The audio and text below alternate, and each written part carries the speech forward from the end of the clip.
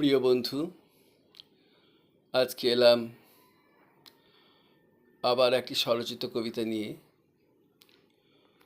কবিতাটির নাম চৌর্যবৃত্তির দুটি রূপ দেখি। কলমে ও কণ্ঠে মনোজ ভট্টাচার্য। চোর চোর করে চেঁচিয়ে কি হবে, ধরবে তো তুমি ছিচকে চোর। গভীর জলে রুই কাতলা, ধরো দেখি বাছা, দেখব দোর। অভাবে স্বভাব নষ্ট করে, কষ্টে থাকা অভাবী ছেলে, শখ করে স্বভাব নষ্ট করে, কেন বলো দেখি ধনীর ছেলে। কেউ চুরি করে খাবার কিনে, ভুখা সন্তানের মুখে দেয় এনে।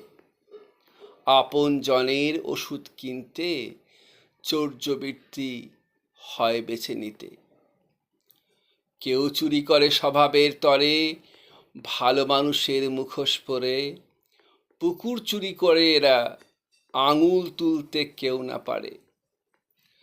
এই রক্তচোষা বাদুড়েরা চুষছে রক্ত যখন তখন, মানুষ হয়ে হুঁশ হারিয়ে করছে মানুষে মানুষকে শোষণ। শিক্ষিত চোর বটে এরা, কিতাবি বুলি রপ্ত করে। ছিচকে চোরকে পাকড়াও করে, জনতাকে দেখিয়ে জেলে ভরে।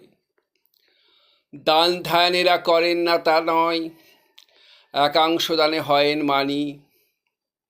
প্রভুত্ব করা স্বভাব এদের, চাটুকারদের পোষেন ইনি। বিচিত্র এই পৃথিবীতে হরেক চোরের আমদানি।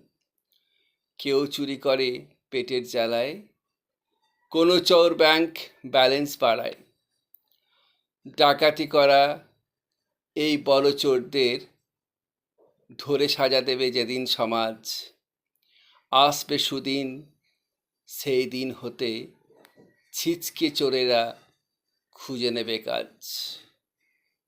নমস্কার।